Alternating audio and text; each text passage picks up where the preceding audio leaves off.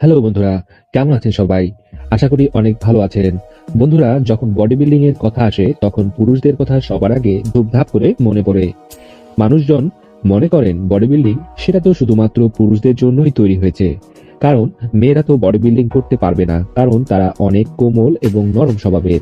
কিন্তু দঙ্গল মুভিটা দেখার পর লোকজনের চিন্তা ভাবনায় পরিবর্তন এসেছে। পরিবর্তন হয়ে গেছে কারণ ছেলেদের তুলনায় মেয়েরা অনেক বেশি পরিশ্রমী এবং সাহসী হয়।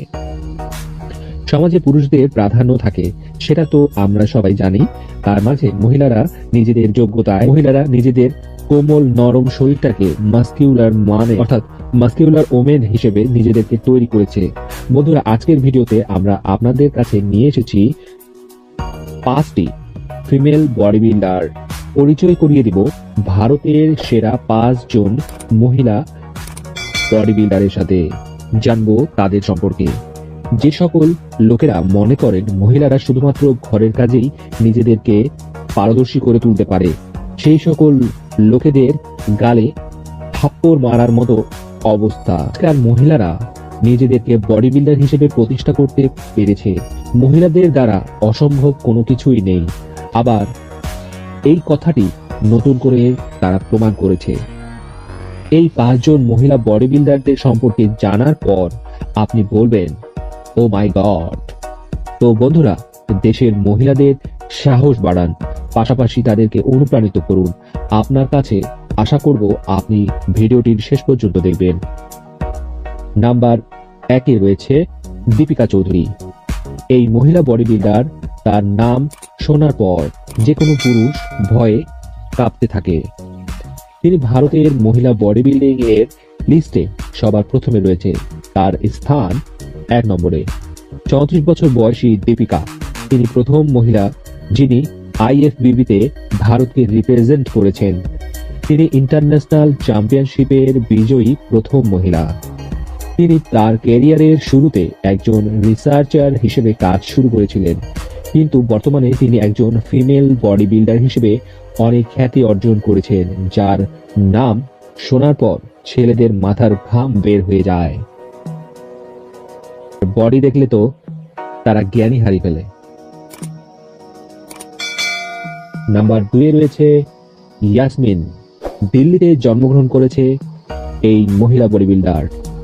মাত্র 36 বছর বয়সে ইয়াসমিন বডি বিল্ডিং শুরু করেছিলেন একটি দুর্ঘটনার মাধ্যমে।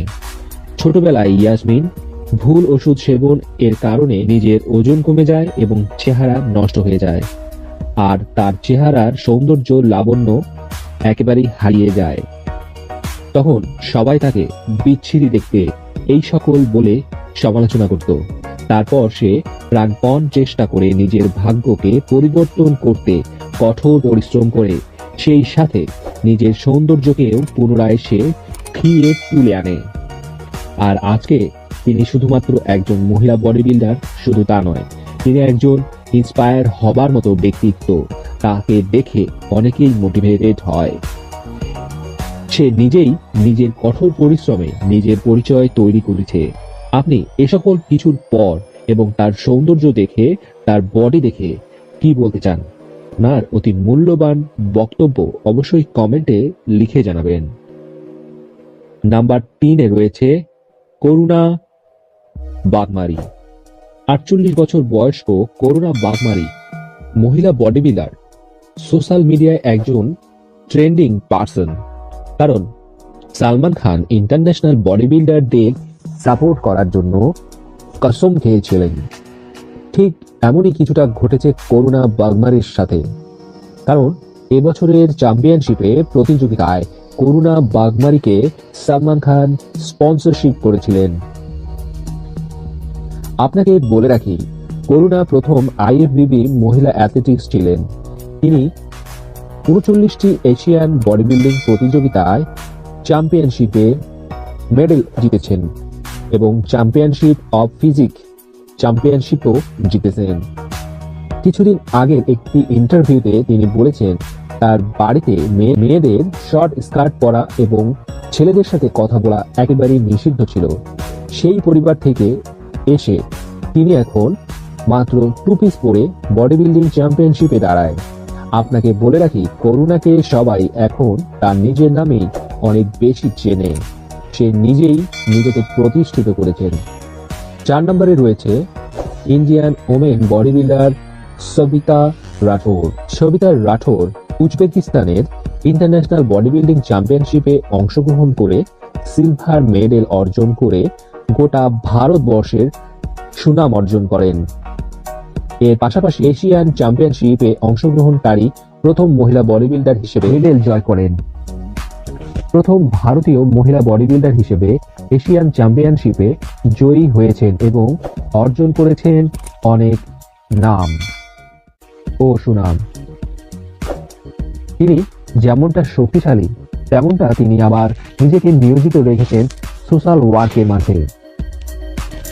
আপনাকে জানিয়ে রাখি যে 2004 সালের ফিটনেস ফিজিকে মিস ওয়ার্ল্ড এবং 2015তে স্পোর্টস পিসিতে মিস ইন্ডিয়া হিসেবে প্রতিষ্ঠিত হয় এবং নিজের স্থান করে নেয় এই সবিতা।